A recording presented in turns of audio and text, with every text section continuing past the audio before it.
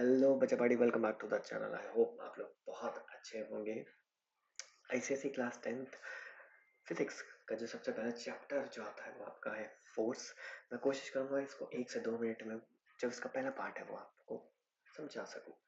तो अगर हम फोर्स के बारे में बात करें तो force is nothing but push और पुल।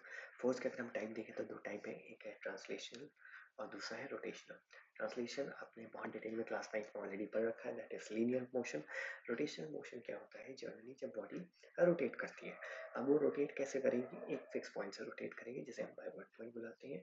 और फर्दर यही आपका क्या बन जाता है, टाइनिंग इफेक्ट ऑफ फोर्स, जिसे आप मोमेंट ऑफ फोर्स भी कहते हो। मोमेंट ऑफ फोर्स हम डिनोट करते हैं टाउ से, इसका फॉर्मूला होता है force into perpendicular distance. And आपको पता है कि जितना ज्यादा परपेंडिकुलर डिस्टेंस आप बढ़ाते जाओगे फोर्स आपको उतनी कम लगानी आएगी, टर्निंग इफेक्ट ज्यादा मिलेगा आपको। इसलिए जो आपके डोर हैंडल्स होते हैं वो हमेशा एक्सट्रीम पे होते हैं।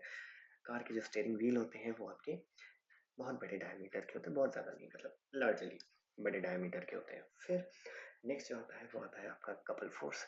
कपल फोर्स जनरली क्या होता है, जब two equal forces not acting on the same line, right, वो एक रोटेशनल मोशन हमारा जनरेट कर सकते हैं, उसे हम कपल फोर्स कहते हैं।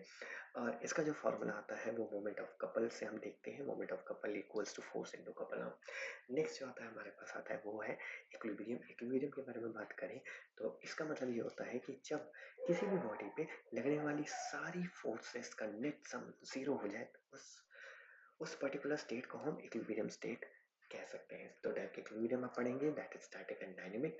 स्टैटिक का मतलब क्या होता है कि जब बॉडी नॉर्मली रेस्ट पे रखी हो। डायनेमिक का क्या मतलब होता है, जब बॉडी मोशन में हो। मोशन में रहते रहते वो इक्विलिब्रियम स्टेट पे हो सकती है, जैसे हवाई जहाज एक कांस्टेंट हाइट पे उड़ रहा है, रेन ड्रॉप्स नीचे गिर रहे हैं।